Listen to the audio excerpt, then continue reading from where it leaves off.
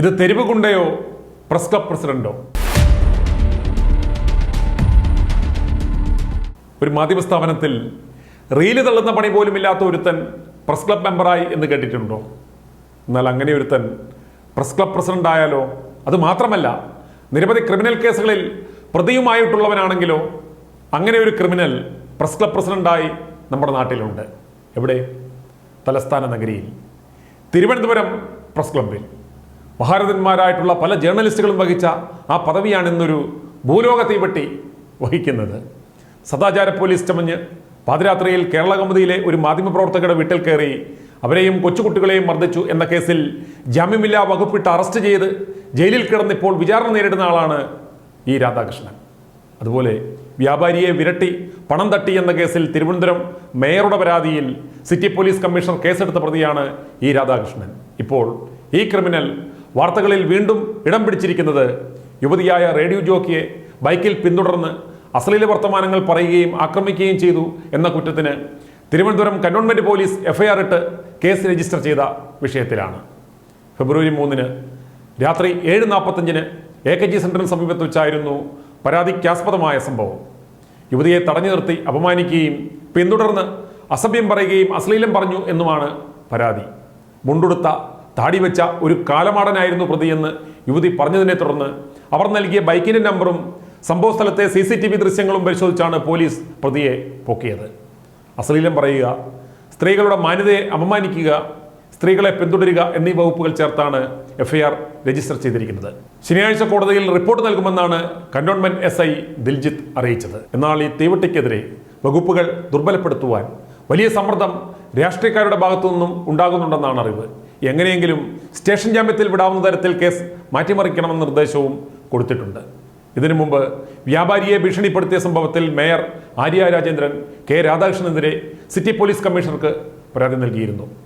Thiruvananthapuram press ക്ലബിൽ നടത്തിയിരുന്ന community kitchen നഗരസഭയുടേതെന്ന് തെറ്റിദ്ധരിപ്പിച്ച K രാധാകൃഷ്ണൻ വ്യാപാരിയെ ഭീഷണിപ്പെടുത്തി പണം പിരിച്ചതായി പരാതി ലഭിച്ചിരുന്നു. ഇതിന് പിന്നാലെ രാധാകൃഷ്ണനോട് വിശദീകരണം തേടുകയും ചെയ്തിരുന്നു. എന്നാൽ കൃത്യമായ മറുപടി ഇയാൾ നൽകാതിരുന്നതിനെ തുടർന്നായിരുന്നു മേയർ അന്ന് പരാതി നൽകിയത്.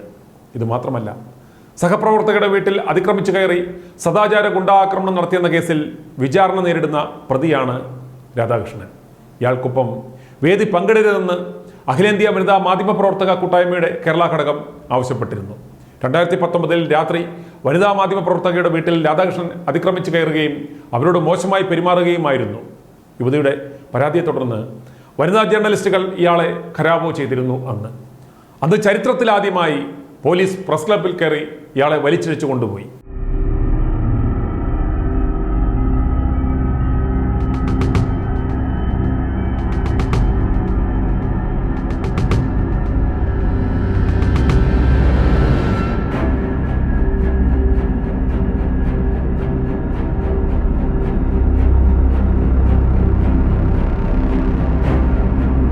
എന്നിട്ടാണ് ഈ തീവട്ടിയെ വീണ്ടും പ്രസ് ക്ലബിന്റെ പ്രസിഡന്റ് സ്ഥാനത്ത് വീണ്ടും അവരോധിച്ചത് എന്ന് പറയുമ്പോൾ തന്നെ മനസ്സിലാകും കാര്യങ്ങളുടെ പോക്ക് എങ്ങനെയാണ് എന്ന്. ഇദ്ദേഹം പ്രൂഫ് റീഡറായി ജോലി ചെയ്തിരുന്ന കേരള കൗമുദിയിലെ മാധ്യമപ്രവർത്തകയെയാണ് പാതിരാത്രി വീട് കയറി ആക്രമിച്ചത്. യുവതിയുടെ പരാതിയിൽ രാധാകൃഷ്ണനെ സ്ഥാപനത്തിൽ നിന്നും അന്ന് പിരിച്ചുവിട്ടിരുന്നു. പിരിച്ചുവിട്ടതിനെതിരെ രാധാകൃഷ്ണൻ കേസ് കൊടുക്കുകയും കേസ് നടക്കുകയാണ് എന്ന ബലത്തിലാണ് ഇപ്പോൾ ഇയാൾ പ്രസ് ക്ലബ് പ്രസിഡന്റ് എന്ന പദവിയിൽ തുടരുന്നത്. ജേർണലിസവുമായി യാതൊരു ബന്ധവുമില്ലാത്ത ഇയാൾ പ്രസ് ക്ലബിനെ വെറും ചന്തയാക്കി കളഞ്ഞു.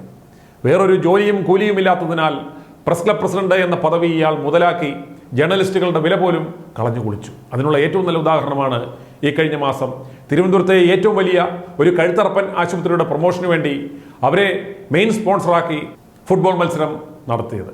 ഇതിൻ്റെ പേരിൽ ലക്ഷങ്ങൾ വെട്ടിച്ചു എന്നാണ് പ്രസ് ക്ലബ് അംഗങ്ങളുടെ തന്നെ പരാതി.